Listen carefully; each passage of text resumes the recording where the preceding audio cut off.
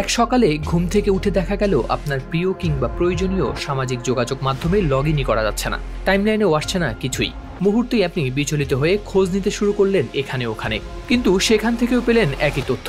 ঠিক এমনটাই ঘটেছে প্রযুক্তি দুনিয়ার আইকন খ্যাত ধনকুবের ইলন মাস্কের মালিকানাধীন অন্যতম বড় প্ল্যাটফর্ম এক্সে। কিন্তু কেন এমন হলো? উত্তর খুঁজতে গিয়ে জানা গেল প্ল্যাটফর্মটি নাকি পড়েছে বড় ধরনের সাইবার হামলার মুখে। ফলে হাজার হাজার ব্যবহারকারী হয়েছেন বিভ্রান্ত ও ক্ষুব্ধ। বিশেষ করে এশিয়া, ইউরোপ ও উত্তর আমেরিকার ব্যবহারকারীরাই পড়েছেন সবচেয়ে বেশি সমস্যায়।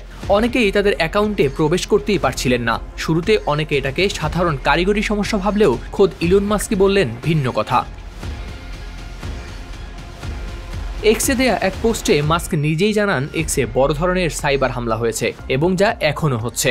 তিনি আরও উল্লেখ করেন এই আক্রমণ এতটাই সুসংগঠিত ও শক্তিশালী ছিল যে সম্ভবত এটি কোনো রাষ্ট্র বা শক্তিশালী গোষ্ঠীর কাজ। কিন্তু এখানেই শেষ নয়। পরে ফক্স বিজনেসকে দেয়া এক সাক্ষাৎকারে মাস্ক জানান এই সাইবার আক্রমণ মূলত ইউক্রেন অঞ্চলের আইপি ঠিকানাগুলো থেকে এসেছে, যদিও প্রমাণ হিসেবে তিনি কিছুই দেখাতে পারেননি।